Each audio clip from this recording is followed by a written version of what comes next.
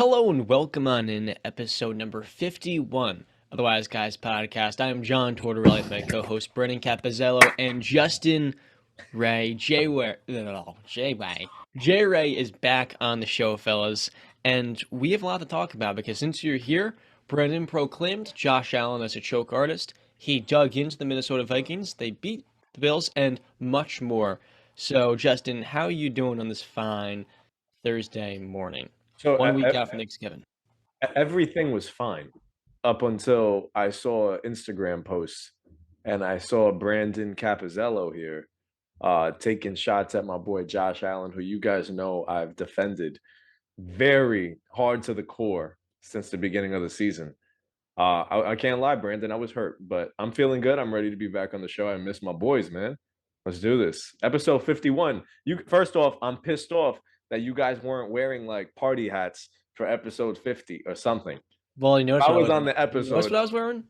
So yeah, you didn't even notice what we were wearing in honor of you, Justin. No. We were wearing baseball stuff, man. I did see that, but I needed some party hats, guys. I needed like the little We cone only party grind. hats. We only grind. We don't know what party hats are. All we do is just produce podcasts. You never please this man. You never please this man. He's never happy. He's never happy. You're the last person to talk about that.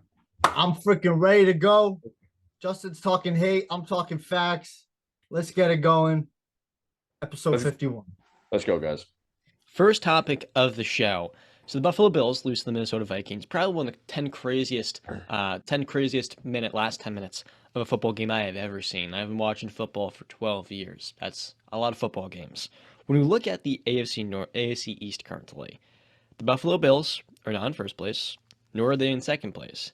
They are now in third by one win, behind the Dolphins in first and the Jets in second. And the New England Patriots, currently speaking, are sitting in the wild card spot at 5-4.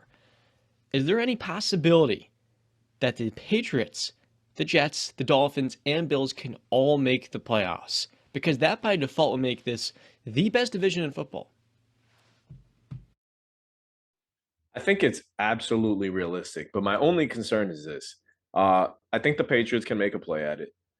The Jets have some tough games coming up. They still got to play Buffalo in Buffalo. They still got to play Miami in Miami. And then this week they're going to New England. And Lord knows that's the monkey on their back right now. They can't get it off as beating the New England Patriots.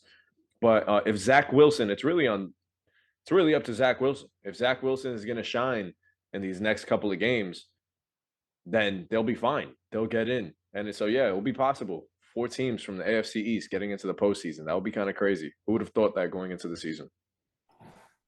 No, I don't think 4 teams are going to make it. I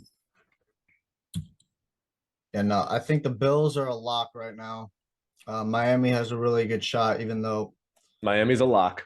Get it right. I was trying to go ahead. Speak on why Miami's a lock. I got to find something real quick, Justin. Speaking on why Miami's a lock, have you seen their last 4 games with Tua? They're rolling. I mean, Tua's looking like an MVP, but we'll get back to that. We'll get onto that later. But yeah, Miami is rolling, and I actually had a stat since Brandon's not ready yet. I'll read a stat that I saw the other day about Zach Wilson. So my cousin, he reached out to us, and he was like, "Here's some information that nobody asked for." This is a quote. He goes, in 2 games against the Patriots, he says the 3rd game doesn't count because he was injured early in the first half. Zach Wilson has 2 touchdowns and 7 interceptions. In the other 16 games, he's had 11 touchdowns to 9 interceptions. Not great at all, but better than you would think. My cousin says, I quote, "If the Jets beat the Patriots on Sunday, they are winning the division." Sunday. If the Jets beat the Patriots on Sunday, they're winning the division. No, but what I had here is my updated playoff list for the AFC. So yeah, I just wanted to make sure I don't have Miami making the playoffs. I have them finishing 10-7. I have them finishing 4-4 to end the season. I have the Patriots getting into the playoffs. I don't have the Jets in the playoffs, and I obviously have the Bills in the playoffs. So yeah, if you go over the Dolphins schedule, right, to end the season, I had them beating the Browns, right? That was one of their last games. I have them beating the Texans. Okay. I have them losing to the 49ers. I have them losing to the Chargers. I have them losing to the Bills. Then I have them beating the Packers. I have them losing to the Patriots, and I have them beating the Jets. That's 4-4 to end the season, counting the Browns game, which I had them winning. You're nuts. Any The reactions? Patriots are making the playoffs. There's no way. You look at their Okay. schedule, they still have to play the Jets one more time. They have the What the Bills. hell does that have to do with anything? The Patriots are going to lose 3 of these next division games. You think we're going to lose If to you the don't have Jets? 10 wins, if you do not have 10 wins, you're not making the playoffs. We're I have beating the Patriots- Jets. We're beating the Jets. I mean, we're gonna I'm get not to quite pick sure them, about but that, yeah, but- I'm At not home. quite sure. But this guy who tells me, obviously, Brandon, have you watched football this season? Have you watched football at all? Have you watched Zach Wilson against the Patriots? What Did you in watch your Mac mind? Wilson? Did you What watch in your Mac Jones mind? look like Mac Wilson against the Jets? And you don't What want to in talk your about that. mind? If it That weren't doesn't for matter. one That pick doesn't six matter. being called back before halftime, the What- Patriots are losing that There was game. a flag on that play. Hold on. If the pick six means nothing when there's a flag on the play, that means nothing, John. You're bringing up a point that means nothing because that play never really happened because there was a flag on the play. What are you talking about? There was a pick six before half. There was until there was a flag. So then that play means nothing. He's quiet. He doesn't know. Mac Jones has taken a massive step back this year. And for Nobody's debating that. But can you talk about everything else on the Patriots team? The run game is still very good. Okay. Our O-line is getting better. Our defense is top 10. Our defense is what makes Zach Wilson play terrible.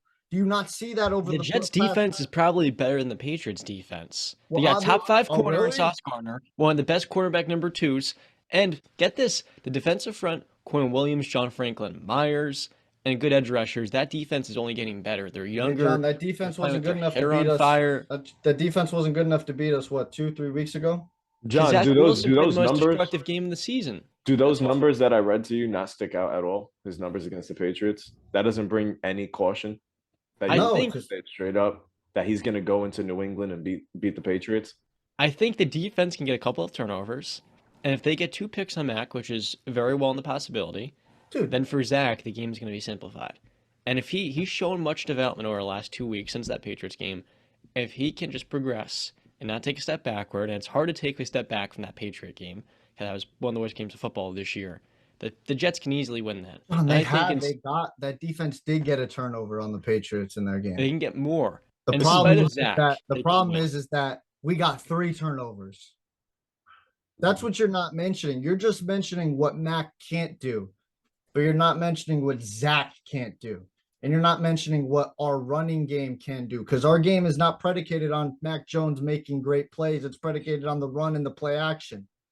We're coming off the bye. The Jets are coming off the bye as well. Okay.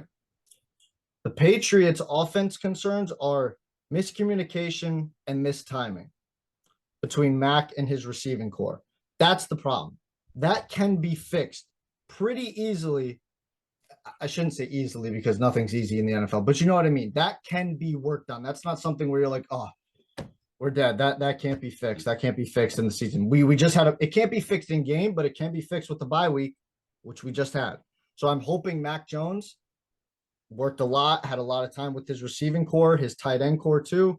Patricia, hopefully, I mean, Bill Belichick basically called him out in one of the press conference or media scrums where he said like, because I believe it was Shaq Leonard came out and said that we could basically predict what the Patriots offense was doing. Like it was very predictable. And then Belichick, I forget the quote, but basically said the same thing. Like, yeah, our offense is being predictable. It's bad and whatever. It's got to be fixed. That's a direct shot at Patricia. Hopefully those things have been addressed and that can be fixed.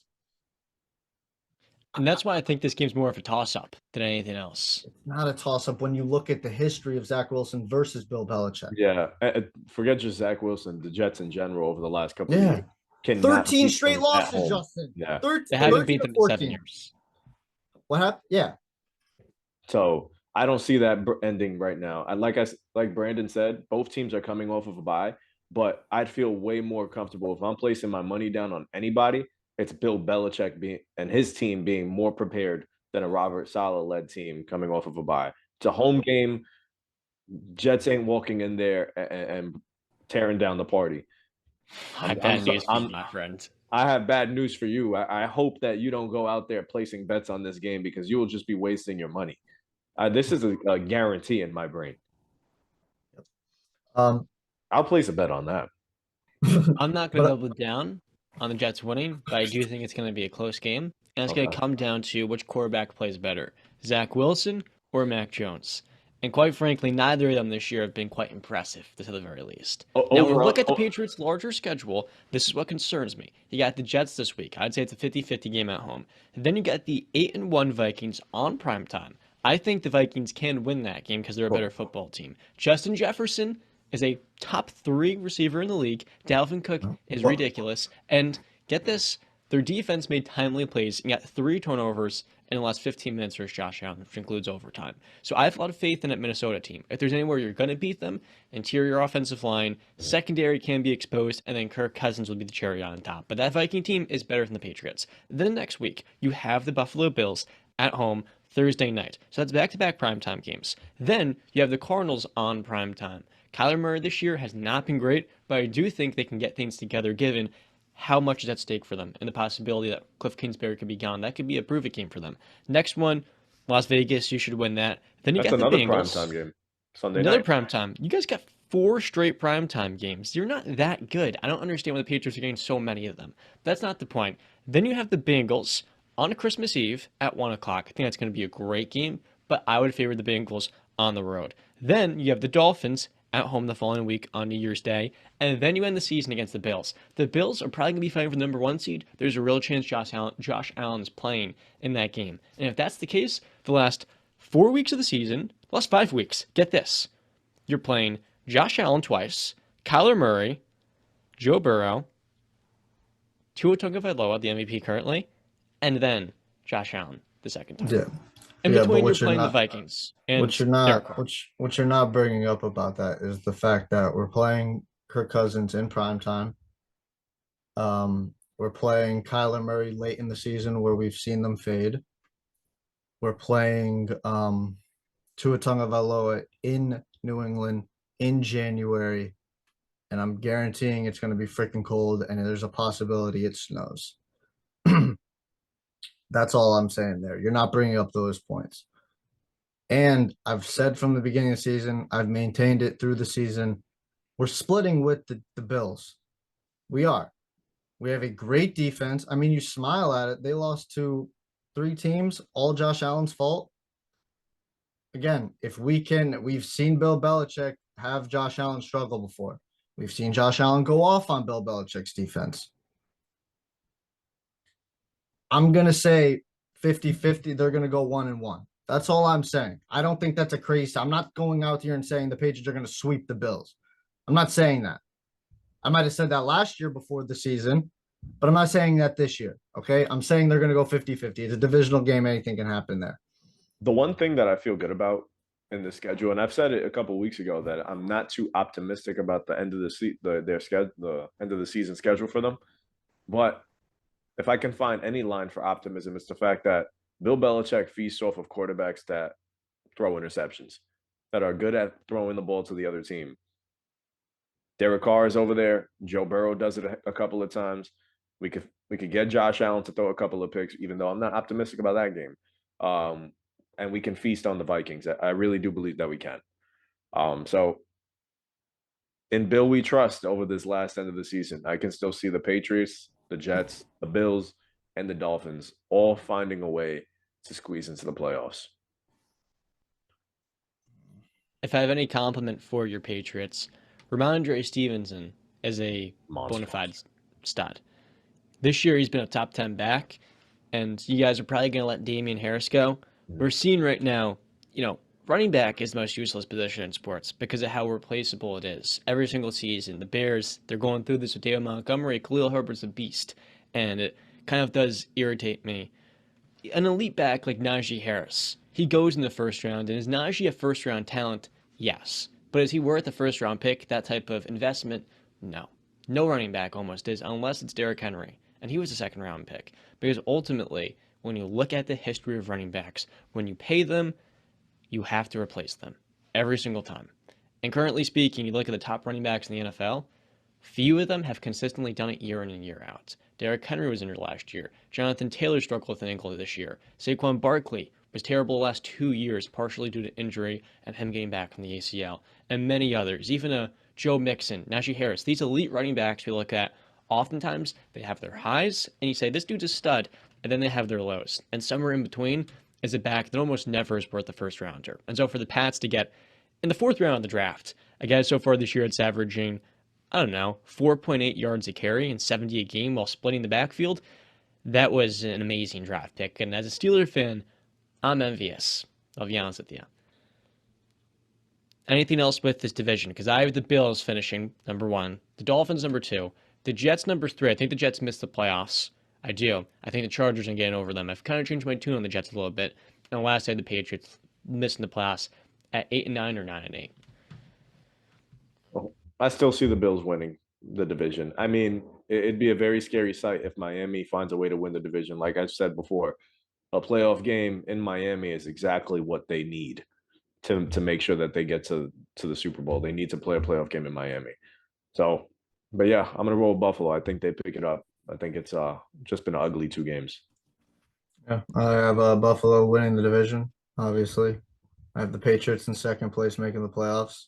Then I have Miami, and then I have New York. This episode is brought to you by our friends at Best Amp. When it comes to sports betting, guys, all of us want to make the most money, want to get the best bang for our buck. And with the Best Amp app, what they'll provide you with is the best odds across the sports betting market. All you have to do is download their completely free app and sign up for any of the variety of sportsbooks out there so that you can give yourself an edge in the game. Be sure to bet like a pro with the Best Amp app. Not only is it free, but it provides so many other perks. Custom betting trackers. If you want to sell any picks, and there's no commission, royalty free. You get the entire cut. Thank you to Best Amp for supporting our show. And as always, let's get back to it. So talking about disrespect, BCAP has the Dolphins missing the playoffs this season, which J-Ray and I do not believe. Don't think we're all in one.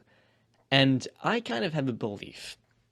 Typically with the quarterback, they are the ones that win MVP. It's, right on the low side of the screen. Oh, he gets called out, and all of a sudden, he's on the bottom now. J-Ray, do you see yourself? You're on the top for me. He's been on the bottom for me the whole time. The whole time. The whole time. Well, he just swapped to the bottom. That's crazy. And speaking of crazy, Tua this year has been fantastic. He leads the NFL in touchdown percentage at 7.3%. He's got 18 TDs to 3 picks. He also leads the NFL in yards in attempt at 9 yards, yards per completion at 13, quarterback rate at 118, quarterback rating, QBR, at 83, and he's also undefeated when he finishes games. And I look at this Dolphins team. They struggled mightily with Teddy and Skylar Thompson without him. There is a legitimate case Tua this year has been the most valuable player in football. But if we're going to put him in this discussion, we have to also group in Tyreek Hill, because Tyreek has been so good this year that he is nearly on pace to surpass 2,000 receiving yards. Breaking Cooper Kupp's insane season last year would be what he's doing right now through 10 games. He nearly has his career high in receiving at 1,100 yards, 1,148. He's 300 away. That was set in the 2018 season, and he has 81 receptions. There's a very real case this year. If he finishes with 2,000 yards, he can win MVP because of the type of impact he's made in Miami. And then Mike McDaniel, who I think is the most undervalued person here. We talk so much about the weapons. If you get Justin Herbert the weapons and then a Mike McDaniel, I don't think this would be a discussion. And Josh, any quarterback would be amazing in this situation. So with that in mind, while also understanding the Dolphins have not won a game this year without Tua playing and completing it, is Tua Tagovailoa the MVP? J-Ray, I'm going to start with you because I know BCAP's going to try to shoot down your bubble, and I'm going to hit him with a strong rebuttal. All right, so yeah, right now, I remember we had a conversation. We gave our midseason awards, and I handed the MVP to Jalen Hurts. But right now, as it stands this week, the NFL changes week by week. A lot of things change. And yeah, the way Tua Tagovailoa is playing, Tua is the MVP to me. He is. And my living proof of that is the games that they've lost this season. That when he's not on the field. The game against Cincinnati, he got knocked out early. The game against the Jets, he wasn't on the field. They got smacked by the Jets. Then losing to the Vikings, the second he gets back, that offense is rolling. He's putting up numbers. He's averaging over 300 yards a game passing. He's had 3 touchdowns, I believe, in his last 3 games. The guy is absolutely going crazy. And this is exactly what you want to see from your team when you want to invest into a quarterback. This is it. This is exactly what you want to see. Everybody had their worries going into this season. They invest in him, and he's shining. This is what you expected out of Tua coming out of Bama. This is what you wanted to see. It was always there. He was accurate. He was smart with the football. He's not throwing you into trouble. Now you're seeing that with the weapons that he has on his team. He has the head coach there that definitely supports him. I think it's clear as day to me. I think Tua is really the MVP of the NFL season right now. And if this keeps up, Miami is going to finish with the 1 seed in the AFC. I think that warrants an MVP consideration. And yeah, John, I'll tip my cap to Tyreek Hill too, because without him, this was probably not happening. So yeah, it could definitely be up for grabs. But right now, I'd say it's Tua, Mahomes, and then who else? And Tyreek. Yeah. So Brandon, and it's not that crazy. So you I can't. guess I hope you Mahomes. don't scoff at it. I guess Mahomes just stopped playing football, right? He You hasn't just played said his football. name I just 15 said, seconds yeah, I ago. just No, put I him- know, I understand. I just want to be clear about this. You know, Mahomes just, I guess, just all of a sudden not. I mean, you Mahomes literally cost his just. team in the I'm biggest sorry. game of the I'm season. sorry, but you towards the end, you kind of slipped a little bit. You kind of exposed your own take, Justin. You said because you named your three MVP candidates. You said, you know, Tua, Mahomes, and then you said Tyreek. And you said without Tyreek, this probably isn't happening. You exposed your take about who's the Well, most I valuable think player. he's still having a very good season because Jalen Waddle, everybody has stepped up this year, No. especially now Mike McDaniel in the fold. So Hold on. But without Tyreek, this wouldn't be happening. So there you are. Then you're not the most valuable player on the team. You're not even the most valuable player on your own team. You aren't. Mahomes is doing this without Tyreek. Still playing at an MVP caliber season. First in passing yards, first in touchdowns, only 7 interceptions, and he's second in QBR. And he's played every game. Tua's missed 3 games. So we don't know if he would have struggled in those 3 games or if he would have played great in those 3 games. We don't know. All I know is that Mahomes has played in every game. He's playing without the guy that we thought was going to cause trouble because he's not there anymore and he's such a game breaker in Tyreek Hill. He's doing that. we didn't think he would struggle. There were people out there. There were questions. People were questioning. In the NFL world, people were questioning, oh, is Mahomes going to take a little bit of a step back because Tyreek's not there? People were questioning that out there. I'm not saying I wasn't. I don't think I said you guys specifically. I just said there were people out there that were thinking that. He's doing this with Juju Smith-Schuster, who's a very good number 2, but he's a number 2. He's not a number 1. He's doing this with MVS. We know MVS has struggled. He's really a number 3, if we're going to be honest. He's doing this with McCole Hardman, probably a number 3, if we're going to be honest. Obviously, he's got Travis Kelce. Nobody's going to take that away from him. And he's the best tight end in football. He's doing this with Clyde Edwards-Helaire. So I'm going to give the nod to Mahomes because of no Tyreek. So I throw this to you. How many quarterbacks in the league right now, and I want a number, do you think would be having the same success as Tua or more success than Tua in this situation? How many quarterbacks? Because I feel like I can name 15, 16 players in the NFL quarterback. I can't hear you, John, in the league right now that can have just as good, if not better, than a season than Tua is having right now. If they were in Tua's situation? Yes.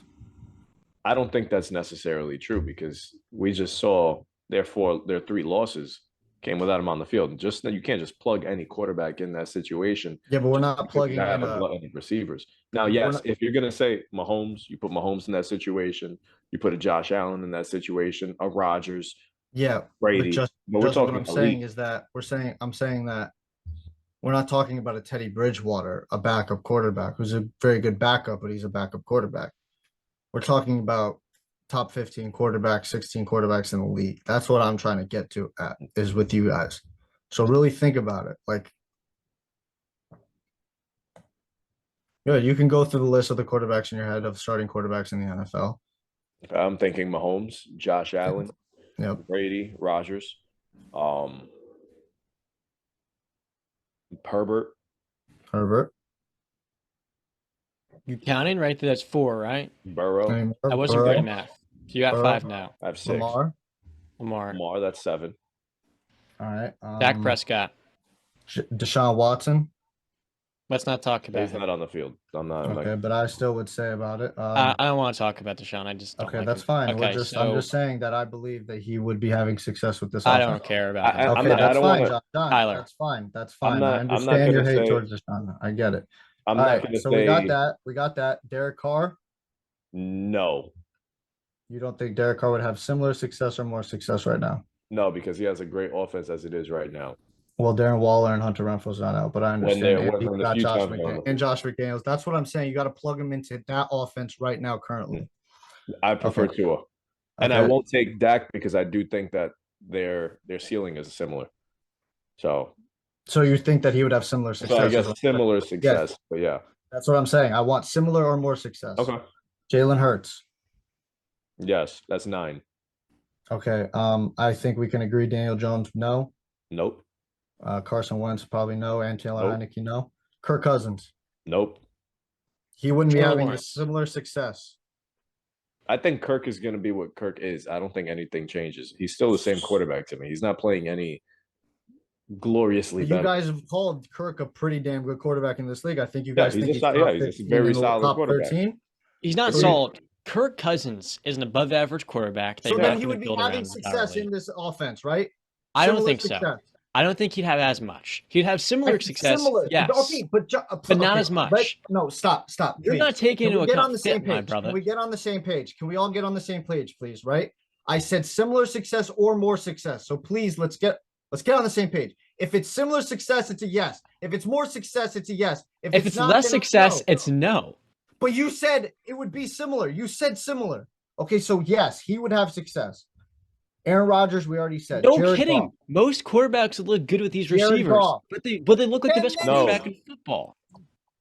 Jared Goff, no no. to Jared Goff. Brandon, there's a misunderstanding here with your evaluation on Tua. You don't think Tua is a good quarterback. Let's just say how it is. You don't like his arm strength. You don't like his size. You don't like his durability. You don't like his athleticism. But what is Tua really good at? How has he had such a good season? You ask yourself, what is Tua's elite skill that some of these other quarterbacks like Derek Carr, like Matt Ryan, like Dak Prescott may not be as good at? Number one, he's elite in the red zone. He is amazing. The anticipation, the velocity on his throws, it's accurate, it's decisive. He's fantastic in that area. He's one of the most accurate quarterbacks in football. This year, he has those bad plays every now and then. He came off the concussion, off of 2 weeks out, and versus Steelers had 4 turnover-worthy plays. We can acknowledge that and then realize these last 3 weeks, Tua has played out of this world. He has looked as good as any top 5 quarterback in football. But you're In not part saying because of the talent around him. But here's the thing, my friend. you just exposed your own take again. You did it again. No, I You said didn't. at No, the I end, didn't. Because it's for his you're fouling transformative, around him. You just did it again. That's what I'm trying to tell you guys. I'm not taking. See. This is the difference. What I'm doing is I'm understanding what Tua is doing out there, but I'm giving all the credit to the people around him. We And hear I'm that. saying I hear if that. Okay, and if I'm saying if I take the 15 or 16 quarterbacks in the NFL, I believe they could have similar or more success than Tua. And I think we're all getting to that same point right now. See, but What I'm if good. I I'm took stopping Tua? at 9. What if I took Tua and put him in other situations? Do you think you would be having the same success? Do you think we would be talking about him the same way you guys are talking about him right now? Do you think so? Yes or no? that goes without being said, no. Then he's not elite. Nobody's Because if you calling can't him do it- elite. If you can't do it, is top 5 not elite? John just said he's a top 5 quarter. He's playing like a top 5 quarterback. At the most, So is why he is- not over the last couple of weeks? Go So, ahead. Brandon, let me ask you That's what he this. said. It's like I said it before. I said the NFL changes week to week. Don't I don't go that way. grab like the whole season, the whole Mm-hmm. enchilada, and say no, he's not an elite quarterback. Look at the last couple of weeks. See, that's what I don't do. And then I'm gonna give you an analogy. If you're a car Okay. salesman If you're a car salesman, so one week this guy sells the most cars, the next week another guy sells the most cars. So it goes week by week who's the best car salesman, or is it consistency? You Okay, think a new guy walks into a car business and he's like, he starts selling a lot of cars, and the veterans in there, the best ones in there are saying, oh yeah, he's good, but let's see him sustain it. Let's see him consistently do it. Let's see him do it year after year. That's how you prove you're great. It's not week by week. I've never seen this in any other job. It is not, oh, one day you're the best and the next day you're the best. That is not how it works. Brand, let me Okay, It's flip only in this on you. sports. No, no, I don't play by those rules. I really don't. I'm sorry. How about I these just don't. rules? Tua So this how is year. Tyreek Hill having his best season yet in Miami with Tua Tagovailoa after just playing with Patrick Mahomes the first 6 years of his career? Why exactly is that? Do you think that's by coincidence? That Tyreek is on pace to break the all-time receiving yards record in a single season set by Calvin Johnson at 1,947. How is that? If Tua can then take Tyreek Hill, who was likely as a top 5 receiver, and just like Matthew Stafford with Cooper Kupp last season, takes him to the highest levels at the receiver stanchion of all time. How is that? People understood how great Tyreek was already. A lot of people said he was the best wide receiver in football. Even when we talked about it before the season, I made mention that there is a case that you can make that Tyreek is the best receiver in football because of how he is a great. I said he's the only receiver in football that at all times, if the defense does not know where he is, it's done. Game breaker. I've said that before the season. They are featuring him. I believe Mike McDaniel is featuring him much more than Andy Reid did. Now that probably because Travis Kelce was also there and he had to eat, and he is the best tight end in football. And Andy Reid spread the ball around more, while Mike McDaniel is going Tua. I mean not Tua, Tyreek and Jalen Waddle a lot more, and then running the football. I just think I think it's attributed to Mike McDaniel is feeding him a lot more, and it's a maybe. I'm not going to say that he's a better play caller than Andy Reid because he doesn't have the system. He's got to do consistency and do this over a long time. But maybe he has a little bit more of a creative play style than Andy Reid for a Tyreek Hill and a Jalen Waddle. What if Tua is the perfect fit for Mike McDaniel's system? And he's been so excellent over the last few weeks, he has actually made Mike McDaniel look like a better play caller. Because many quarterbacks in the system, like a Derek Carr, a Dak, even I think of like a Matt Ryan, like an NFL MVP. This is a guy who has won MVP before. Matt Ryan has struggled in areas where Tua has excelled. Red zone, accuracy, anticipation, and most of all, production. The most productive quarterback in football so far this year. You're lying because you're not telling the whole story. I shouldn't say you're not lying. You're not lying, but you're not telling the whole story. Over the last couple of seasons, yes, Matt Ryan has not performed in those areas. But if we're talking if you're comparing the MVP Matt Ryan, prime Matt Ryan, you don't think prime Matt Ryan would have success in this offense right now? He struggled in the red zone big time. And Tua this year has been magnificent. I'm talking about prime Matt Ryan. He always struggled in the red zone. Always. Why do you think Julio is never surpassing 10 TDs? No, I'd like to first off, Brandon, I never called Tua an elite quarterback. Okay. Never once. Let's get that straight. I understand your argument that you want to look at history, you want to see what they've accomplished over their career. And in his first 3 seasons, he has not shown that he is an elite quarterback.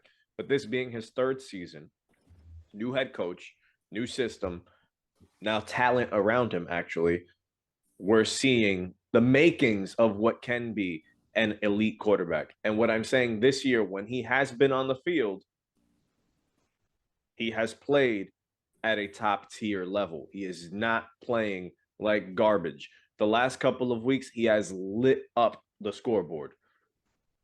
That's all I'm saying. And right now, at this moment, he is playing at the level of an MVP. So I'm not saying, no, this guy is this all elite talent. No, not at all.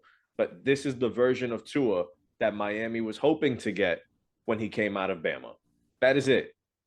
To me, he's playing like an MVP. So maybe I over-exaggerated or we dragged this a little bit too far, but that's exactly where I was going. I'm not trying to say he's anything that he's not. I just think at the moment right now, he's playing up there with the big boys. I get it.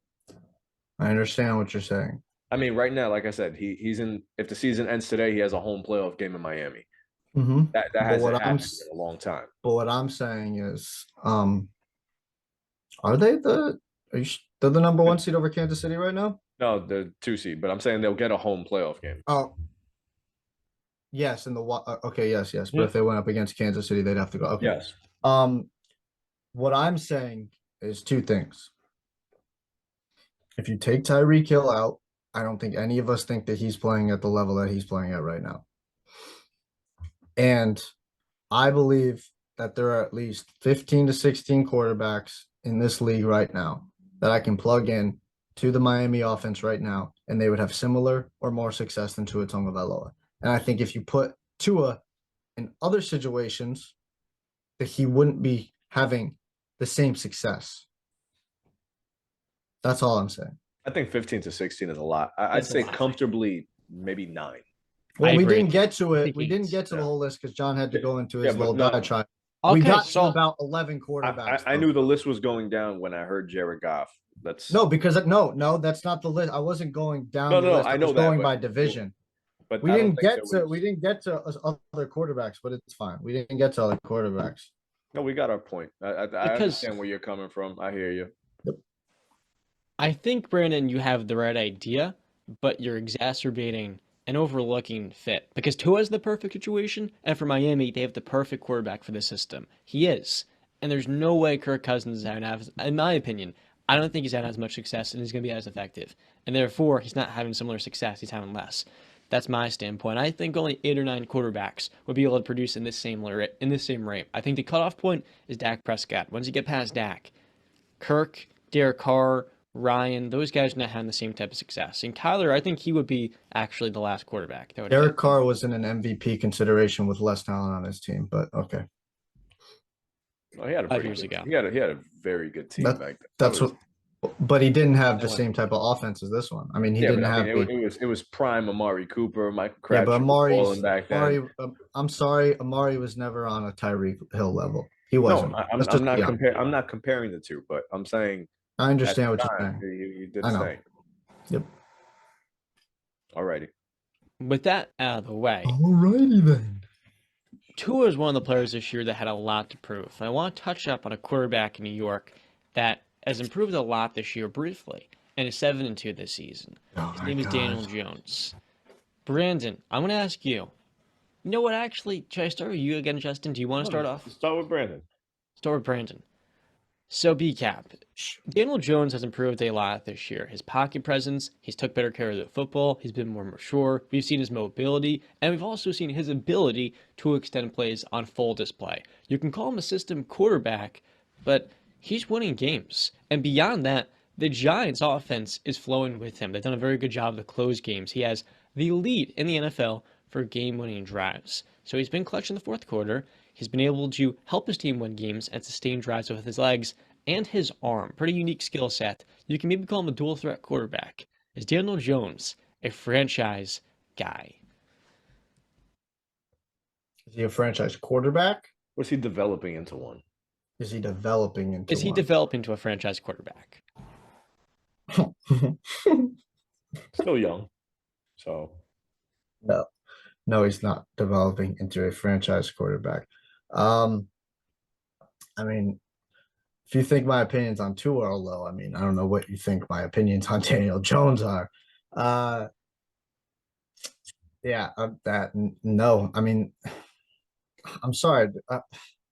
Again, I don't get caught up in okay, he's having a good season with a very good head coach right now, but he's not even having he's not even having a Tua type season. Like he's having like okay, it's better than what he's put out, but what he's put out is absolute dog crap.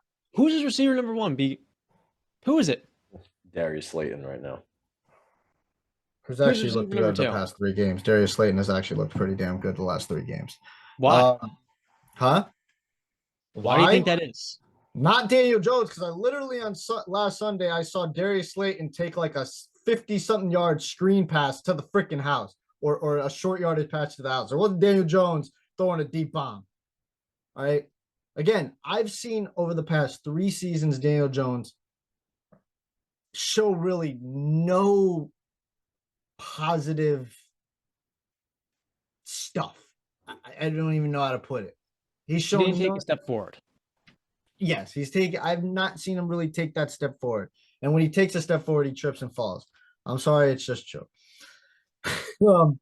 But I'm not going to take this one season and go, oh my God, Daniel Jones has had a resurgence. Okay. It's the same thing with Geno. It's the same thing with, again, please.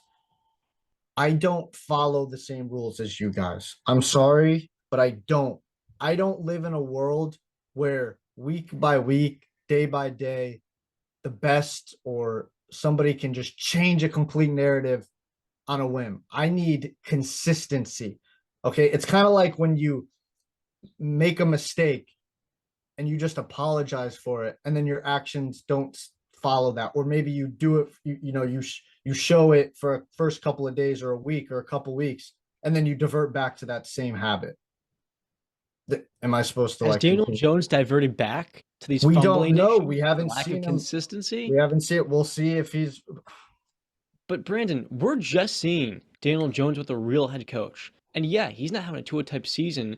Part of that's because Tua has two awesome receivers, a good tight end, and he's in a great offense. Wait, and let's Tua's get down maximized to the that. bottom. Let's get back down to the bottom. Franchise quarterback. Okay, how many franchise quarterbacks are in the league? Let's count them off. How many franchise quarterbacks? Patrick Mahomes, right? Josh Allen, Tom Brady, Aaron Rodgers, Matthew Stafford. You guys would still agree with that? Yeah. Help me out if you guys got names. Joe Burrow, 6. Joe Burrow, Lamar, 7. Yep. Justin Herbert. Justin Herbert, Thanks. Russell Wilson, or are we completely off Russell? You don't think Russell could have success if he had a better offense and head coach? I believe he would have a better success. I think he's still put a franchise. Russell there. Put Russell Okay, there. so that's 9. Who else we got? Kyler Murray. Is Kyler a franchise guy? He's in the bubble for me, kind of like bubble. I don't know. Okay, so we're kind of on the edge with the Kyler. Derek Carr. No. He's in the bubble as well. Bubble again. Okay, Dak Prescott. Yes. Okay. Franchise guy. So if we're including Russell Wilson, the number is 10. If we're not, it's 9. And that's excluding Kyler. Kyler's leadership is why Cousins? I don't think he is. Yes. No. You think Kirk's a franchise quarterback? I mean, he has been. Okay, we need to define what is your guys' definition of franchise quarterback. Justin, go first. What's your definition? My definition of a franchise quarterback, a Yes. guy that provides you stability, consistency, and an opportunity to play for a Super Bowl every year. Okay, John, what's your definition of franchise guy? A franchise quarterback is one that maximizes the talent around him, and beyond that, when you put the talent around him, can win at the highest levels.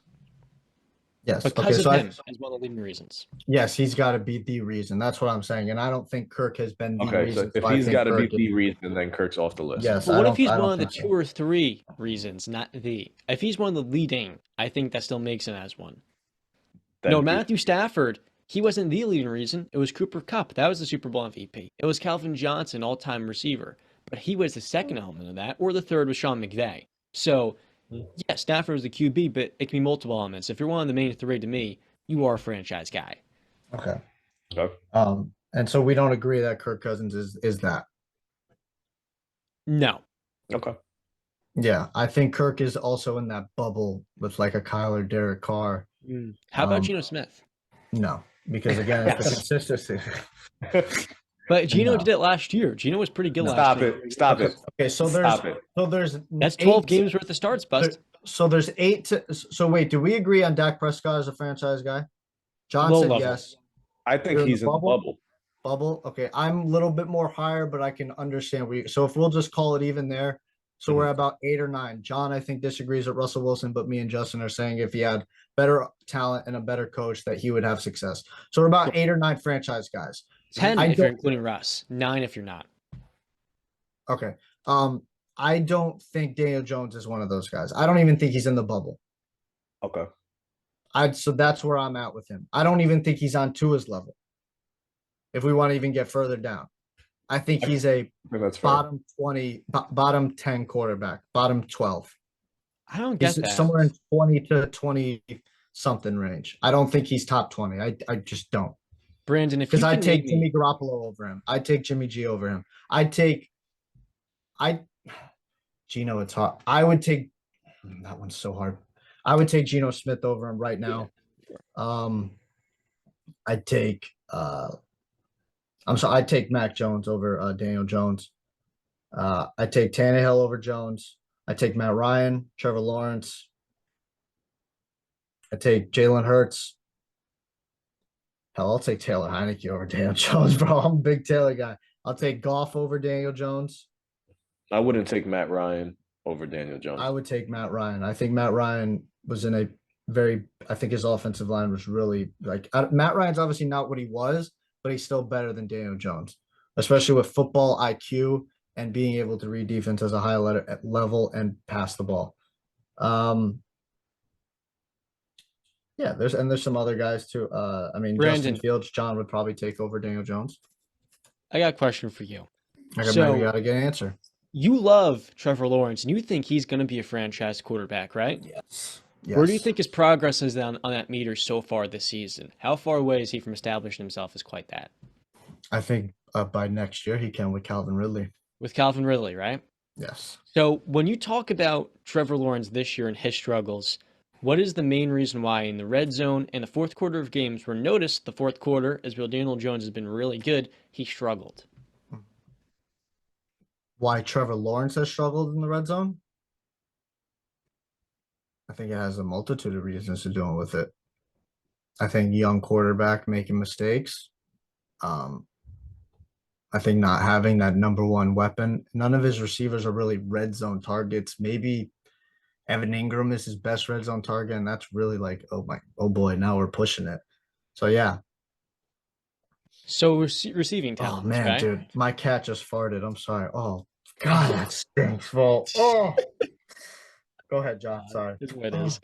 go So ahead. Trevor Lawrence, I think the cat's tired of the Trevor Lawrence disrespect, Brandon, because I think he's you're saying listenable. Trevor Lawrence has struggled in some of these areas because he doesn't have that go-to guy. You look at Hmm. Patrick Mahomes, he still has Travis Kelce, one of the greatest tight ends of all time. Juju Yes. Smith-Schuster, prayers up to him, he got concussed this last week. Juju, as a number two, really freaking good. And Yes. notice, who are the Chiefs bring in? The Giants' number one receiver, the former 20th overall pick, and Kadarius Toney, an amazing talent. So look at what Daniel Jones has in New York. His top three receivers this year.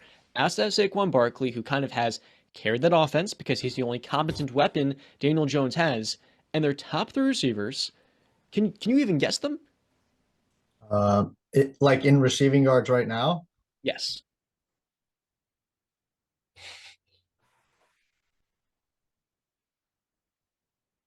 No, he doesn't play for them anymore. That's what I'm talking about. Sterling Shepard doesn't play for them anymore, right? He's He's been injured. He tore his injured. ACL.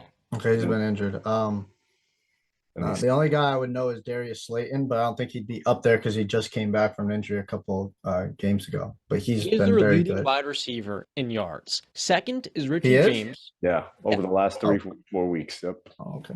Second is Richie James, who single-handedly cost them a game versus the Seahawks that they should have won. And Yes, last is I Sterling recognize. Shepard with Daniel Okay. Bellinger. Daniel Bellinger is a good tight end, a good young one, Yes. but he got injured as well. So What Daniel did? Jones' top weapons: Kenny Mhm. Golladay, AFK; Yeah. Kadarius Toney, AFK, and then traded. Sterling Shepard tears his ACL. Daniel Galladay has Bellinger, 22 top tight end, yards. serious eye injury. Those were his four top weapons. Mhm. All of them get injured. Then you take it one step further. Darius Slayton on most teams is a fourth receiver, maybe a fifth. On really deep teams like the Chiefs, he might be their fifth receiver. And right now, Darius Slayton is playing really good football. 95 yards in the TD last week. Part of it is him playing well. Another layer of it too is just a matter of opportunity. This Giants offense doesn't have much explosiveness, and in spite of that, Daniel Jones has won more games than a Josh Allen, just as many as a Patrick Mahomes. And you can say it's partially because of the schedule, but at the end of the day, what makes the Giants a very good team is that they're out executing opponents.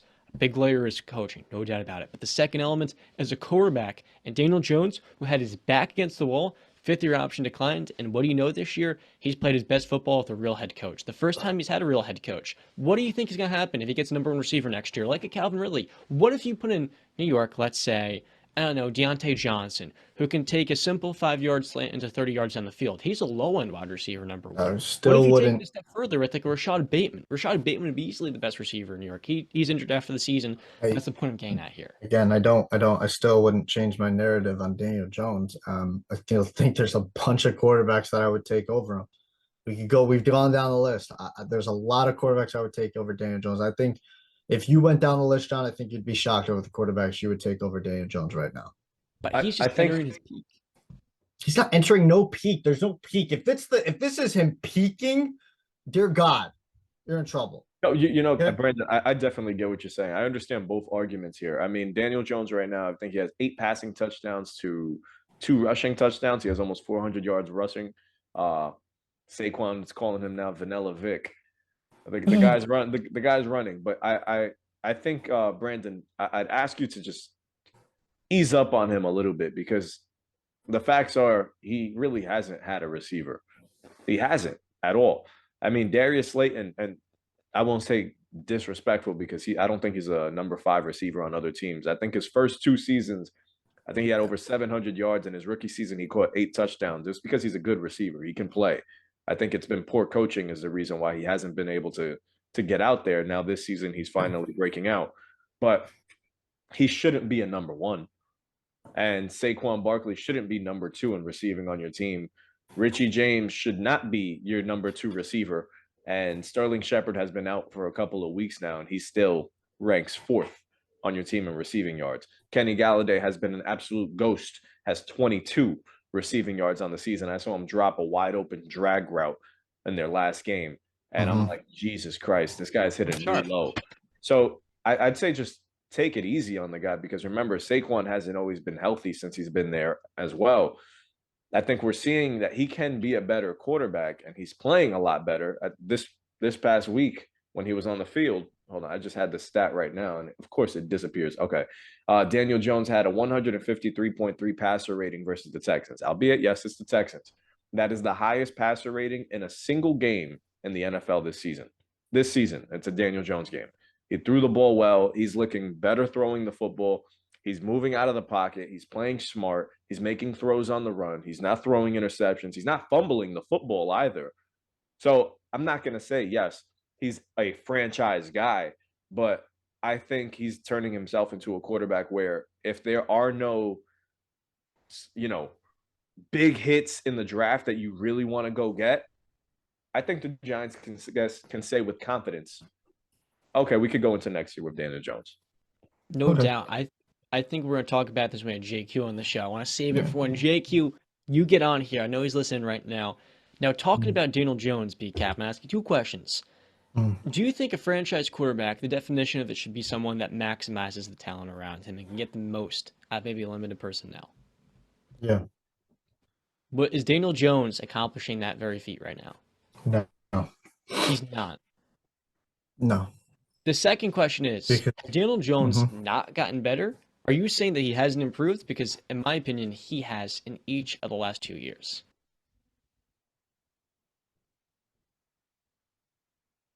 I mean, yes, from what he has been, but it's not saying a lot. Like I'm saying, he probably went from a bottom 5 quarterback to a bottom 10 quarterback. But was he a bottom 5 quarterback? You saw that Giant Yes. team without him with Mike Glennon, how that looked, Yes, right? he was a bottom 5 starting quarterback. Yes. Daniel Jones this year has 3 fumbles. And in terms of the turnover-worthy plays, they've dropped a lot. In terms of interceptions, just 2. So that's 5 turnovers. That was the biggest pushback with Jones. So now that that's kind of not a weakness, that's slowly become an asset for him, the ability to take care of the ball. I feel like Daniel Jones is a wide receiver 1 away from being one of the better quarterbacks in football. And I never felt like he was a bad quarterback. I just felt like he wasn't franchise quarterback material. This year, he has more than lived up to the task. He's shown the ability and pocket presence and feel. He's become way more comfortable off of a neck injury, by the way. Those are pretty serious to the degree people thought he may not even play to start the season with the Giants. That was up in the air. And right now, he is one of the most improved players in football. And in my eyes, he can easily enter the discussion of quarterbacks on the cusp of franchise material. I think that's an idiotic statement, but I think you don't watch the Giants this year. That's what I think. I wouldn't say franchise guy, but I'd like to say his ceiling is the bubble. I think that's what right. is Daniel Jones' ceiling? Top 15, top 12, top 20? Right now, he's top 20 to me. I don't know, like I'd say top 15 with a number 1 receiver. 17th, 16th. That's the 18th best. ceiling. Yeah. We go over the quarterback list again, but okay. If it's between him and Jared Goff, I'm taking Daniel Jones Yeah, convincingly. you were taking Daniel Jones right now, but if we were talking when Jared Goff was going off, you would take Jared Goff. 3 years You ago. see how like it's like such an interesting debate when one guy's playing good, the other guy's not playing good. You're gonna take the guy who's playing better. Because one guy is entering his prime, the other is out of it. That's why. Okay. Okay. We're good. Agree to disagree. So, talking about debate. Tonight, the Green Bay Packers will face off against the Tennessee Titans. This will introduce our NFL pick'em. Last week for us was bad news, fellas. It was an inaccurate week, to say the very least. I led us with 7 correct picks. Yes. I usually don't do that poorly, but I just got to say, the options I chose, the Browns, they killed me. I thought the Dolphins, they won, so it wasn't the Browns. I'm trying to pull up where I went wrong specifically. I can get it for you right now. The Seahawks, I chose over the Buccaneers. The Bills, I chose over the Vikings. That broke my heart. And then I took the Broncos over the Titans, who are just seemingly always winning when we doubt them. Then I took the Bears over the Lions. That was a stunner. And of course, Josh McDaniels. I thought you could beat Jeff Saturday and the Colts, and you couldn't even do that. I mean, come on. J-Red, Brad and I were talking about it. Mark Davis comes out and says Josh McDaniels' job is safe. Is that cap or no cap? Well, apparently a report that I read is that they're in like financial ruin, so they can't afford to fire Josh McDaniel and hire a new coach. So his job is, the report said he's safe this year and next year. But this is an ugly, ugly season. At 2-7 with the talent that you acquired going into the season, that's a big time failure. I mean, Josh McDaniel, second head coaching stint, and that's how you get it started. That doesn't look good. Yeah. I'm trying to come up with a name real quick. How about Nathaniel Hackett? One and done, Nathaniel Hackett. He's done. Nathaniel 3 and can't done, hack it. Cliff Kingsbury. Or 4 and done, excuse me. Before? Oh, okay. You're Is he asking done, if Justin? Cliff is done? Is done. Is he done? Is he out of here? Feed him to the fishes. No, he's not. He's not? 3 and done, Ron Rivera. Nah, come on. You can't do that to my Nah, boy. yeah, Riverboat. Riverboat, he'll still be in there. Hey, yo, what are they? 3-1 with Taylor Heineke? They're tough teams. Yeah. What you doing? Is Carson Wentz the unluckiest quarterback in NFL history? It's a time we're having this discussion of a guy who, I talked about this on Joel's show, Joel Moran. He comes in and gets drafted, 2nd overall pick, and I remember a report of him getting locked into a gas station bathroom. And that level of that level of dysfunction has just carried over to his football playing.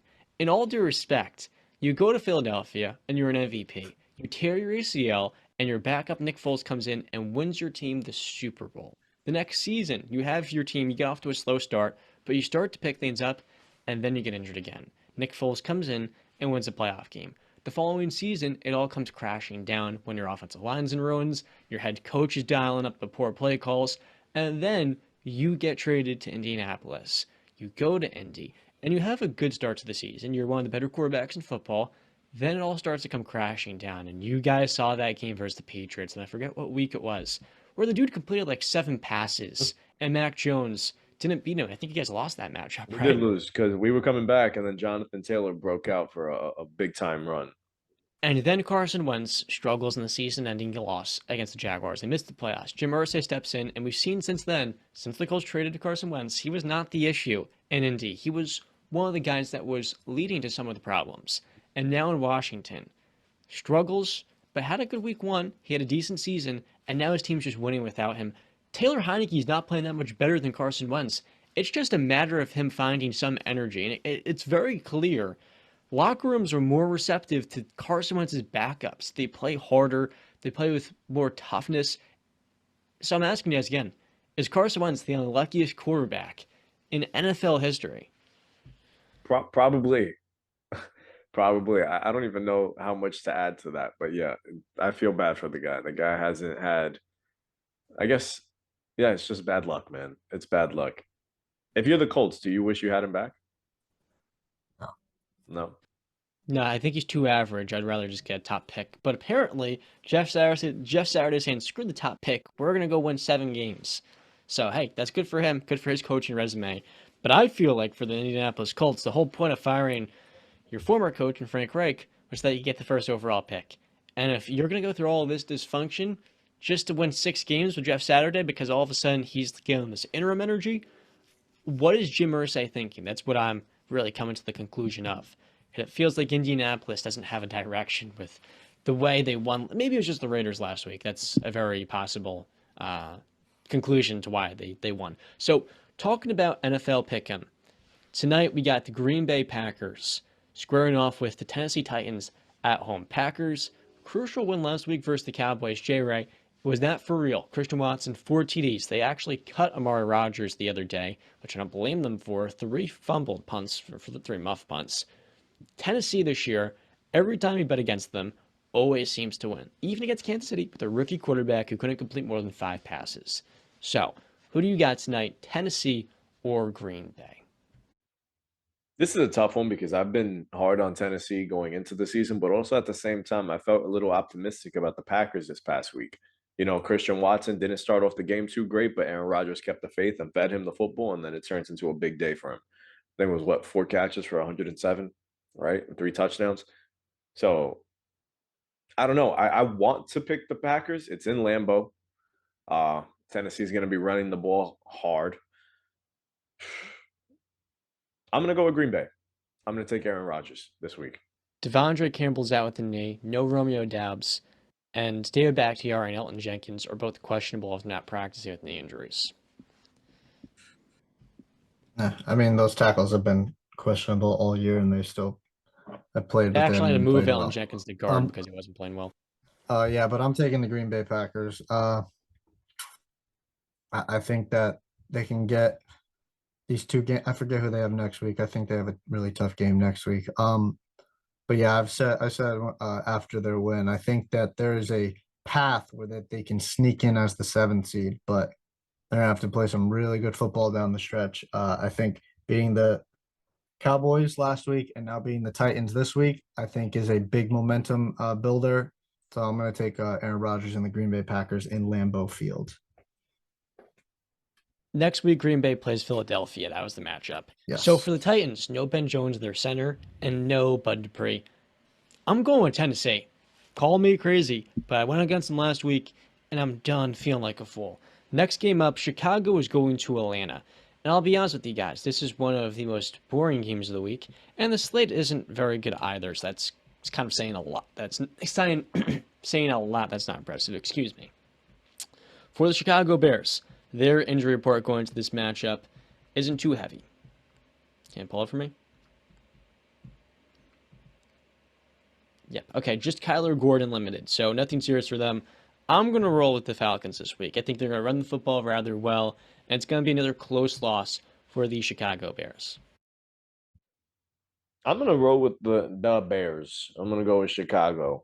I think Justin Fields is playing at an elite level right now. He's going absolutely crazy. And it really begs you to question, okay, is this the version that we were all expecting? Does Chicago have their guy? And I think they do have the answer. I think it's yes. So you fill that roster around them. I think they'll finally squeeze out a win now. They've lost, what, 3 straight games? I think they finally squeeze one out here. And I've been high on Atlanta. This is a week they go down.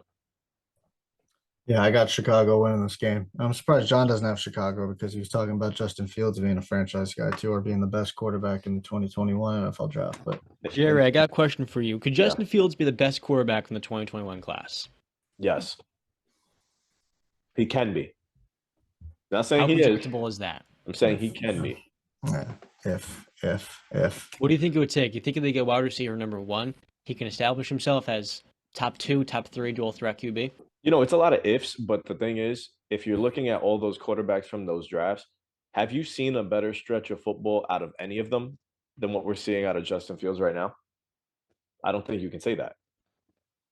Mac Jones had the consistency as a passer, but even still, the highs of Fields are way too electric. That's what I'm saying. So I don't think we've seen that from any one of those quarterbacks. So yeah, I think it's definitely believable that he can be the best quarterback in that class. Okay, I think there's a real chance he has. Next game. Honestly, Uh, before we keep going, the Bears Yep. are +3. I'll hammer that bet down. I'll take that any day. That's my lock. J-Ray locks. Okay. I see you. The next game up is going to be a snow thunderstorm, whatever they're calling it, in Buffalo. It might be in Buffalo. It might also not be in Buffalo. J-Ray, do you want to read off the meme you told us before the show, if you could share? The projected snow is 3 to 6 feet, and somebody put out Devin Singletary is 5'7". I think that game is going to be moved. Ironically, the last time a game was moved due to snow was for the Bills versus the Jets in 2014. That game got pushed over to Detroit, Michigan. So for the Browns, the injury report this week I'm pulling up. I'm going to roll with the Bills. Josh Allen is limited, but I do think he gets back on track after a series of just devastating losses versus the Jets and this last week versus the Vikings. He's an elite quarterback, and I don't have him in MVP conversation anymore, but that doesn't mean he's going to get right back into it, finishing off the season on a much better note. Yeah, I'm gonna roll with Buffalo. I think they get back on track. It's just been an ugly 2 games. They should have won both of them. I think that you have to regroup, and this is the best time to do it.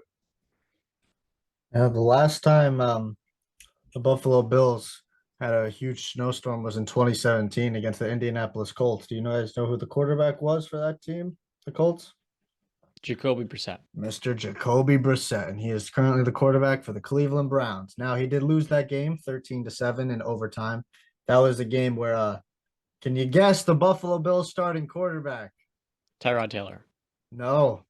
Nathan Peterman. Nathan Peterman. and Joe Webb threw a couple of passes too. But that's the day Pittsburgh. That's the day LaShawn McCoy had 32 carries, 156 yards rushing. Jesus. Yeah, this is going to be an interesting game. I mean, I would not want to be playing in that type of cold and snow with Josh Allen's elbow injury. I mean, the cold is just going to make it even worse every time you get hit.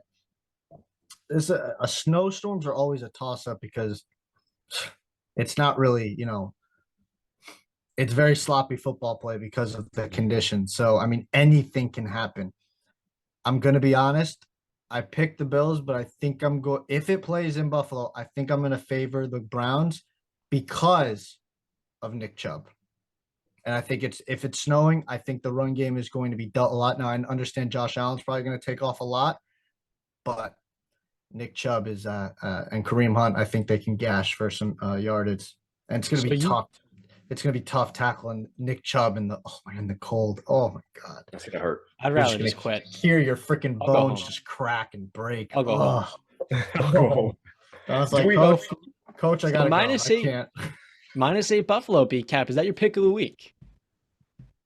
I can't lock it because I don't know if it's going to be played in Buffalo. If I knew for a fact it was playing in Buffalo, it'd probably be a lock of the week. But I've got another lock of the week. Do we know where they would play if it's moved? I don't think they announced it. I'm gonna Google it, but I think Google it real quick. So let's move on. I'll take the next game, John, while you Google it. All right. So the next game up is the Philadelphia Eagles taking on a team. We were just talking about the Indianapolis Colts in Indianapolis. Minnesota is favored by 7 points. Justin, what say you? I'm sorry, Jeff Sunday. I'm going with the Philadelphia Eagles. This is not going to be your day. No. So I'm gonna go. We didn't actually get Justin. Tell us your thoughts on the Monday night. They lose their first game of the season.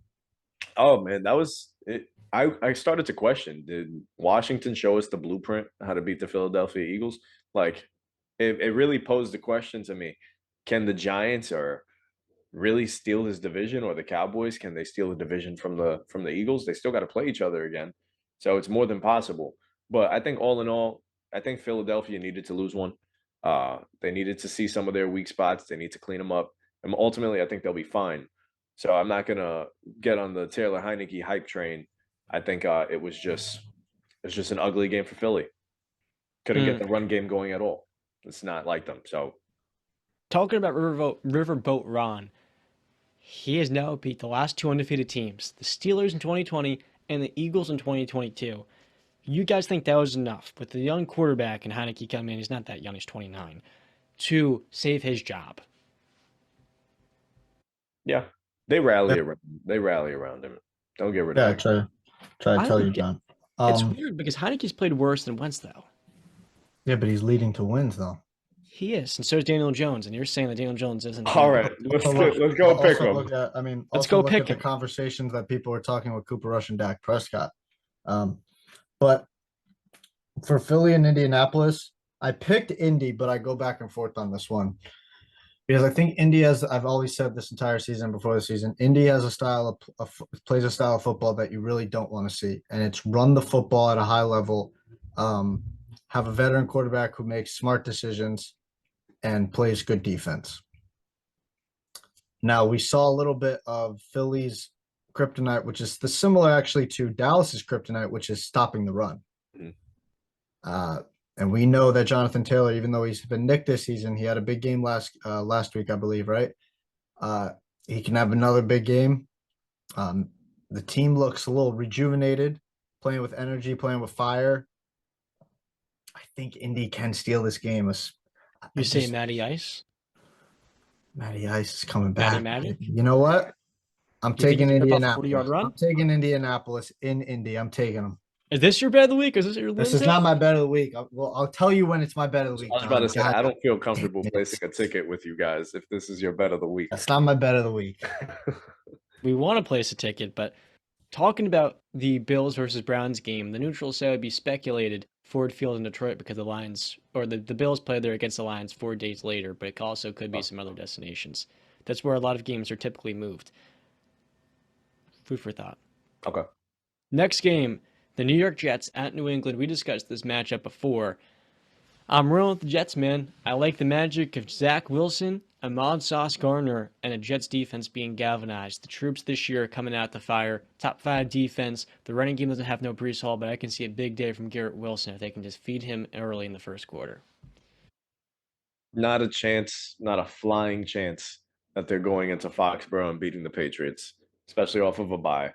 I'll hammer that home. That would be another lock of the week for me, to be honest with you. Patriots -3? Lock? Lock. Oh, my goodness, I'm done with you. Okay. This is my lock of the week. All right. I'll place a ticket with you now, Brandon. There we go.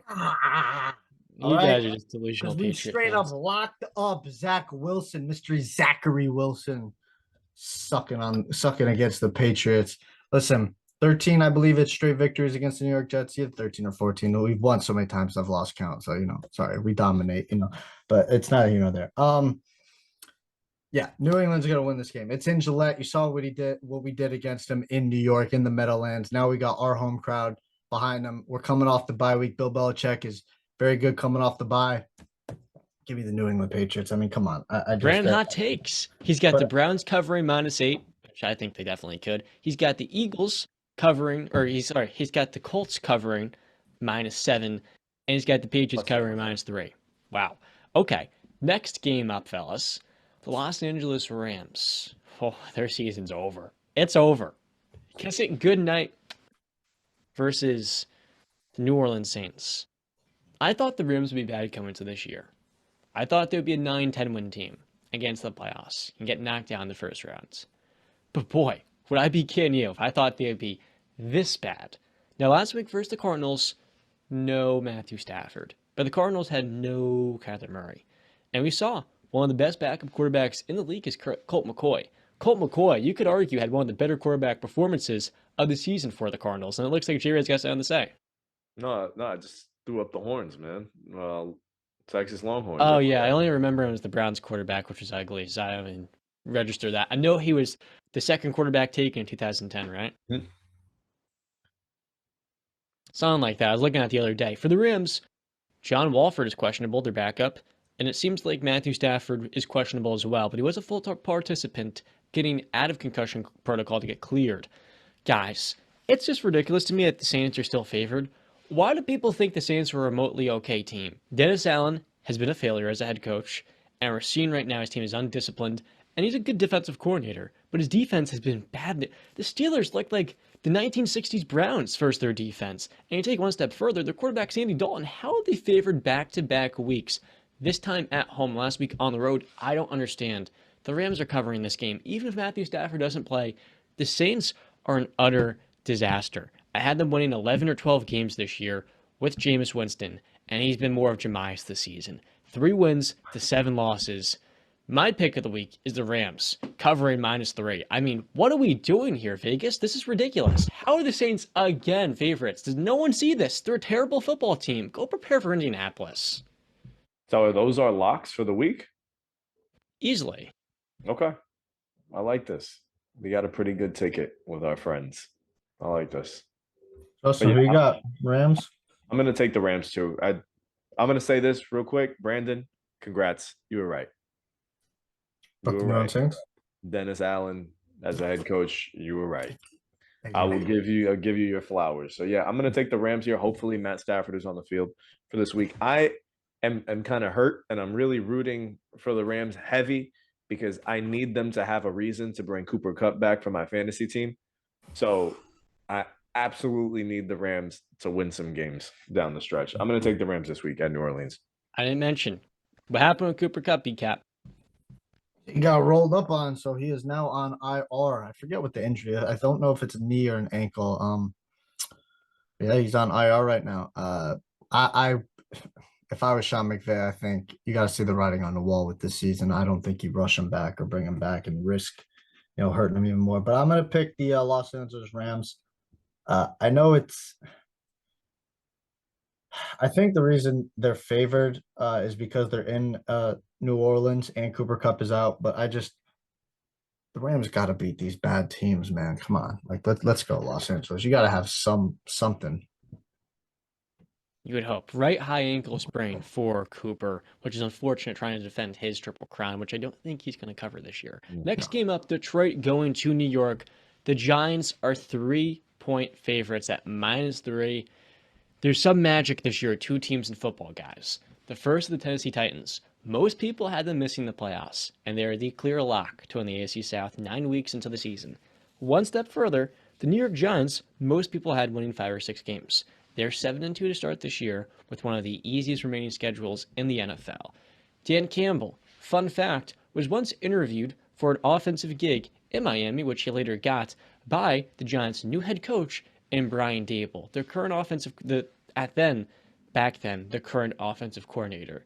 And Daboll would say Dan Campbell was so excited, he was out of breath for half the interview, throwing chairs around, going wild. He had just been a former player as a tight end, and Daboll said, this guy's energy is something we need in this building. Now they meet again in MetLife Stadium, and I love Dan Campbell, but boy, do I love Daniel Jones and those New York Football Giants, and boy, do I think they're going to win yet again in another close game, and they'll cover the -3. I think that's pretty easy if I'm going to have them taking the W. I'm going to go with the G-Men too. I think it'll actually be a shootout. I could see this being a game where we finally see Daniel Jones throw for a couple touchdowns here. I see 2 touchdowns, maybe even a rushing touchdown.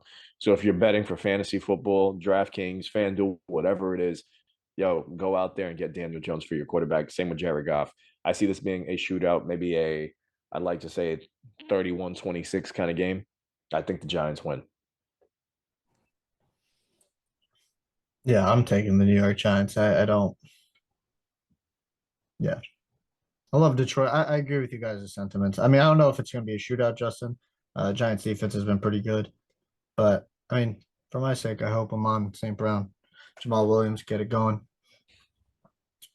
Yeah, what happened to DeAndre Swift? Not looking too good this year. No, he has not actually. I can't run forward. That's a pretty important piece of the running back spot. Just gotta run forward. You just kind of gotta, see the hole and run through it. He and Deontay Johnson are struggling with that. Next game up, the Carolina Panthers going to Baltimore. The Ravens this year have not been, great in the fourth quarter.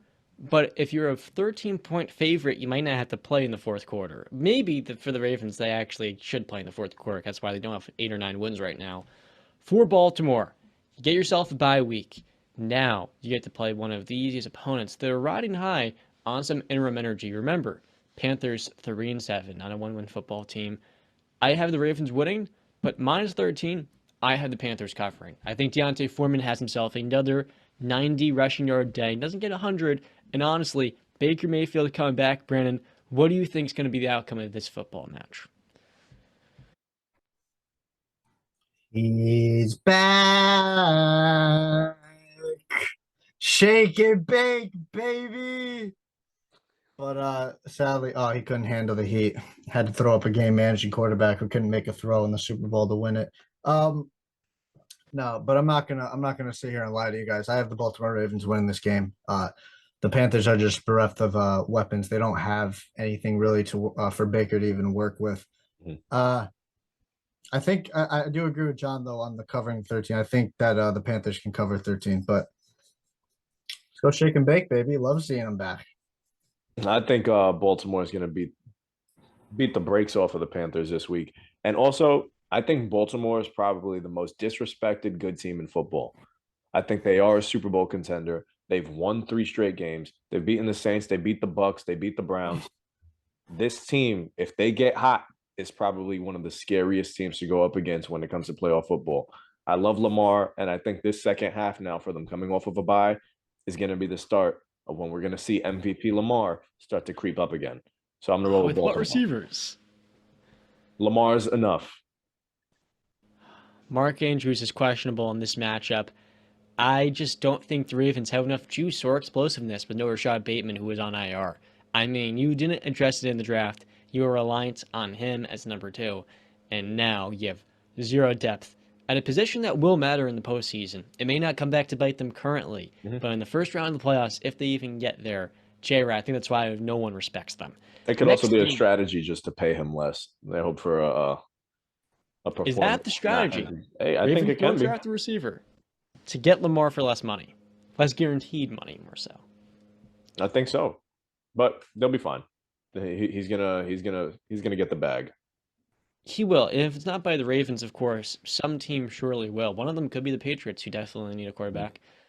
For this game, Mark Andrews questionable, limited participants. Calais Campbell did not practice for rest. He's older. And then we're gonna move forward to Riverboat Ron and the Commanders, 5-5. Who would have thought they'd get back to this level after that albatross, a terrible press conference earlier in the season, coming off their loss, where Ron Rivera literally was slandering his quarterback's name. Was he not right? I think he was in the wrong because you don't say that to the media. No, I mean, like, was he actually right though? Like, I mean, we've literally seen it. Carson goes down, Taylor comes in, they're 3-1. We've literally seen that it was the quarterback, but Yeah, he is right. Congrats. Next game, Commanders at Houston Texans. Commanders on the road, 3-point favorites. I had the Texans winning this one. Take me home, Damian Pierce. take me home, country road. I Damian belong. Pierce. West Virginia. John, you remember that song in Germany when the Bucks beat the Seahawks? You remember they were playing that song? You remember that? A W. Oh, but no, I have the Washington Commanders taking this game. I'm a big Taylor Heineke guy. Let's go. Brent's got to Listen. celebrate the little losses. That's all he's going to get this year. Or the little ones. Listen, B. Robinson is running the football well. Taylor Heineke is just not playing fantastic, but finding a way to win them games. Congratulations. I think they find a way to lose this game. Houston has been playing close games all season, and I've been picking them to win some of these things. I lost money last weekend because I actually picked them to cover the -5.5. They didn't, but this week I'm going to take Houston. I think they win outright at home. Damian Pierce is going to run like crazy. Davis Mills, I'm going to give him more than 200 yards this week. We should mention that I believe Chase Young is coming back this week, right? Or he's designated to return. I'm worried about Chase Young. He's had the ACL injury, yes. But for as great a rookie as he was, before he got injured in year 2, Chase Young did not show development. He didn't show these refined pass rushing skills. And that's a really big concern for the Commanders, because for Chase, his 3rd season is a wash due to the ACL. But his 2nd season, we didn't see that development as a pass rusher. And so going into next year, Brandon, what do you say with an ACL? What's the one thing when a player comes back? Takes about a year for them to get back to who they were. So for Chase Young, who is expected to be activated for Sunday, he's nearing his return. This year for him, he's not going to be at full strength. And if next year's a wash for him, are we going to look at Chase Young with the way Jonathan Allen and Montez Sweat have been able to play in the last couple of years and say, he may be the least promising, not least promising, he may be the worst of all of these first-round draft picks up front. He may have been not the right pick at number 2. Is that something we're going to start to say in a year? Not that he's a bust, because I don't think he is hometown kid, but are we going to look back and say, ooh, we're looking at him as the leader, the guy in Washington. He, quite frankly, just may not be for his first couple of years after the CCL. The guy needs to get healthy. I'm reserving judgment. Again, best ability is availability, but we got to see him on the field. Let's see exactly what he is when he's can play a full 16, 17 games, And to elaborate, 1.5 sacks for him in the first 8 games of 2021. That was kind of the concerns. Mm-hmm. Next game up, talking about concerns, and I wouldn't call this concerns, I would call this the ship's going down. Let's try to find Redemption some arc. sort of... What do you say? Redemption arc, John. Redemption arc. Brandon keeps saying that. I don't know what he's talking about. Because he texted it. Don't make me post it. Don't make me post it on Instagram, your text. I will take a screenshot right now of you texting that. Texting what? Broncos redemption arc. You did text that. Yes, yeah, I don't know what you're talking about. I never said to when Russell got off to a nice little start, you put that in immediately. I don't remember that. What week? Last week. Against the Titans? Guys got Broncos winning, but I don't think I had them making the playoffs, but then all bets were off when they traded Bradley Chubb. That was because they didn't want to win games. Sure. Yeah. Talking about winning games, Broncos have a long injury report this week, and these are the 2 biggest disasters in football. Do y'all remember 10 weeks ago where we said the AFC West would be the best division in football? What did we learn this season? What matters in coaching, what matters in football the most, I just said it, is coaching. People doubted Pat Mahomes and Andy Reid, and they've gotten spurned. Justin Herbert's in that same camp of top 5 quarterbacks, but he hasn't had a head coach. The Broncos don't have a top 5 quarterback or top 10 quarterback, and they have an absolute disaster in the coaching department.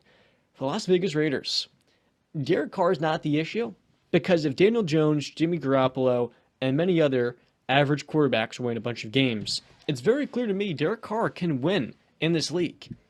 Who do you guys have taking this matchup in this game in Vegas? Great destination if you're a fan. And the Broncos are 3. Oh, it's Mile High. Yeah. My apologies. All good. Mile High, the Broncos are 3-point favorites. I'm taking the Raiders. I think they find a way to win the game. It's been a disaster of a season. It can't get any worse from here. I think they win. They squeeze one out. I think Denver's worse than them. So they beat them once. They beat them twice. I think Denver's offense is bad. The Raiders' defense is bad. The Raiders' offense can be good, but it can also disappear. And Denver's defense is phenomenal. Both coaches are not that good. All that added up, I'm going to take the Denver Broncos. Oh, wow. Math doesn't make sense, but I'm taking the Denver Broncos. It's tough to pick a team that has a divided locker room, but I do think there's something about... Do I take the... Damn it, I'm taking the Raiders this week. I don't know what it exactly is, but they've been so close in so many weeks now against the Jaguars, against the Colts.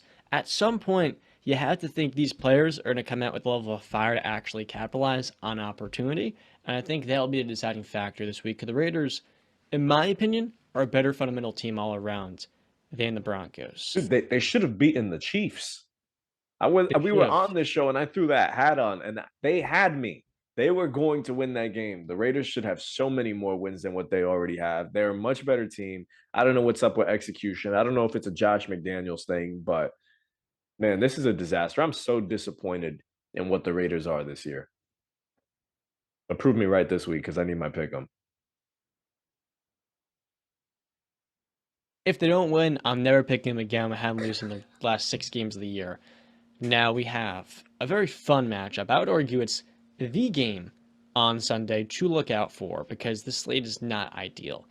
And that is Kirk Cousins at home, 425 versus Dak Prescott and the Dallas Cowboys. The Cowboys are 1.5-point favorites in spite of losing last week to the Packers and Christian Watson, whereas the Vikings are riding high with 8 wins so far this year. The injury report says Christian Darrisaw is in concussion protocol because of a concussion last week versus the Bills. And also, Zadarius Smith is questionable with a knee injury. He was a limited participant. Justin Jefferson, you can make the case as the best receiver in football, and that is a big deal right now. And this Vikings offense has a level of fluidity in the fourth quarter of games. We saw it versus the Bills. Their defense making plays. This to me is an ultimate toss-up. And man, I got the Cowboys winning. I think they're just going to find a way to win. Tony Pollard balling out. I'm going to take Minnesota. I think Dallas took a heartbreaker of a loss last week, even though they should have won that game. Tough one to bounce back from going into Minnesota. Minnesota's playing hot. I think they stay hot. Kirk Cousins just makes not as many mistakes as Dak Prescott. That's what it comes down to. No, what it comes down to is that Kirk Cousins is 2-8 against the Dallas Cowboys in his career. Make it 3. Huh? Make it 3. Make it 3? No, I don't want to make it 3. Because it's going to be 2-9. And also he's 0-2 in Minnesota. Playing in Minnesota, he's 0-2, and he's won in Dallas while he was a Minnesota Viking. But while playing in Minnesota, he's 0-2 against the Dallas Cowboys. I'll take the Dallas Cowboys. I think Kirk Cousins is going to have a little struggle. I think Zeke possibly is going to be back this week. He's taken the last, I think, 2 weeks off. Yeah, I think the Cowboys are going to bounce back this week and beat up on Kirk Cousins like they usually do. Did you guys know the NFL is actively trying to sabotage my Steelers? No, they're not. You're just a conspiracy theorist. Humor me. The Bengals, in the last 25 years, have played 24 road games on primetime. Since 1996, take a guess how many of those road games they won under the bright lights. 24 available games. How many they've won? Yeah. 10? One game. And so when the NFL flexed the Steelers versus Bengals in Pittsburgh at Heinz Field, yeah, I just call it Heinz Field, you're damn right, they did the Bengals a massive favor. But playing in Pittsburgh for the Bengals is no easy feat. And I feel like TJ Watt comes back. Minka Fitzpatrick does not play last week versus Saints, a player that, for some odd reason, BCAP keeps disrespecting this year. Minka wanted to play a day after having his appendix removed. He legitimately could play this week. Jamar Chase could be back, because remember, Bengals did not put him on IR before going on IR this last week. And last but not least, DJ Reader could return as well. He's been out on IR. Man, I'm going to say it. Steelers are winning this game. Yes, sir. I think Cincinnati hangs a 30-piece on you guys. I think you guys lose. What do you say going to the last time these two teams played, huh? What do you say? I said it was a toss-up. I had Pittsburgh. Oh, in week 1, you did have Pittsburgh. That was week 1. Shoot. You did. What did BCAP say? I'm pretty sure I picked the Bengals. But I'm picking the Bengals again. They're for coming off the bye, which you forgot to mention. So they're well rested. And they're also coming off of, Joe Mixon is coming off a career game where I believe he had 5 touchdowns. Oh, I think he had 200 plus total yards of offense as well. I'm sorry. The Bengals are going to beat up on the Steelers. Actually, I won't say beat up. It could be a close game. No, it's going to be a beatdown. Because it is a division. What are you talking about? Beatdown. Jacoby Awuzie is out for the season. That's their number 1 corner. So who's going to guard Deontay Johnson and Chase and George Pickens? No, who's going to throw him the football? That's exactly. It's not Kenny like Kenny Pickett. Pickett's going to light the world on fire. What do you mean? Kenny Pickett missed a wide open touchdown pass on the first play of the game last week. It wasn't wide open. It was pretty open. And taking it one step further, the Steelers are coming off their best game of the season. They had the best rushing performance. If they can run the football and DJ Reader isn't 100%, the Steelers are going to win this football game. And dude, look, they're easily going to cover -4. I think the Steelers are going to.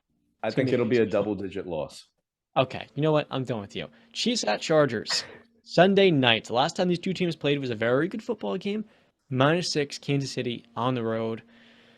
Give me KC. Andy Reid Pat Mahomes, they'll find a way to win, as they usually do. And Yeah. Brandon Staley won't.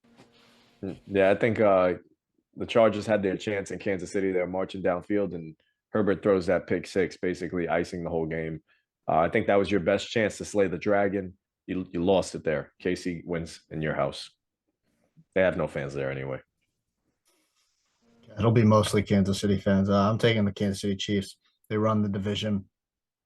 The path to the Super Bowl is going to run through Kansas City this year. Yep, give me Kansas City. Are we doing Justin Herbert is overrated because he has all of these pick sixes and the Chargers can't win games? Or are we actually going to be reasonable human beings and acknowledge he has not had his receiver number one, he has usually missed his receiver number two, his head coach is Brandon Staley, and like I said a week ago, his head coach's first season was Anthony Lynn. The last 2 years, it has been some of the worst in football. Mm-hmm. They're not aggressive, they don't maximize his skill set, and his entire team is devoid of I think balls. there might be a little bit too aggressive at times with their fourth down calls. Well, yes, aggressive in the numbers, but not aggressive taking shots downfield and really opening up the game. Okay. With how good of an arm and how much of a talent Herbert is. Mm-hmm. Do you guys think Herbert has become underrated because of the disrespect he has gotten relative to Dolphin fans praising Tua? I wouldn't say underrated. I think he's still an elite talent. I just, like you said, Keenan Allen isn't available to him, injuries, and the defense hasn't been what they expected it to be. So it's not entirely on him. I still think he's a top tier. He's going to be a top tier quarterback. I think he's got to take some blame here, but it's not going to be the finger pointing at him. It's going to be the head coach. This team has been a massive disappointment because they were like a lot of people's, I think mine included. I believe I had them going to the Super Bowl. If not, I had them in the AFC Championship game against the Bengals. There were a lot of people's picks to go to the Super Bowl, possibly even win it because of the offseason they had.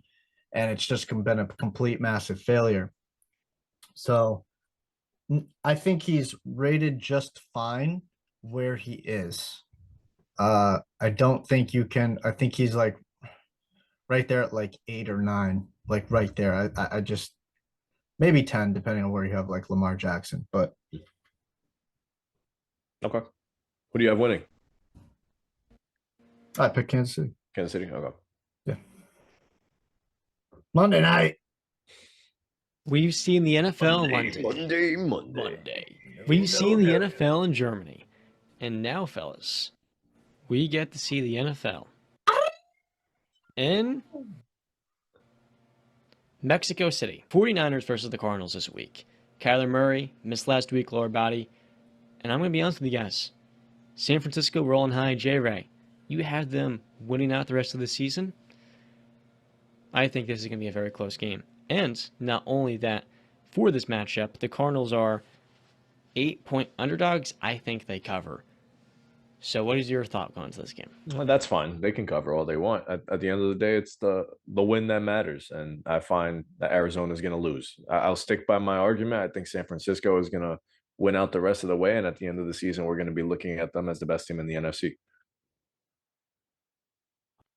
For this game, I mean, I think Marquise Brown is designated to come back this game. Zach Ertz is out. That's a tough loss for them. Yeah, I'm going to take the San Francisco 49ers. I don't believe in the Arizona Cardinals. Kyler Murray's got a hamstring problem. That's going to be rough going against that defense. But yeah, let's go. Viva la raza. I'm excited. With all that being said, anything else you guys have to add before we wrap this thing up? Yeah, real quick. So this is a new thing that we're doing for our fans, just so people can stick around with us and see what we're betting on. We're going to place our ticket together for the first time. So if you heard us, we were all picking our locks of the week. So I believe my lock of the week was the Bears +3 going against Atlanta. Brandon was New England -3.5 going against the Jets. And John, what was yours? You already know. The Rams covering -3 versus the Saints. On the Rams -3. So you heard it here, guys. If you want to bet with us, bet with us and take that ticket. We're going to win you some money. We're pretty confident on these picks. Now, what we need to talk about is how much money we want to put into this thing each per pick. I guess we could do that afterwards, but we'll find out. Sure.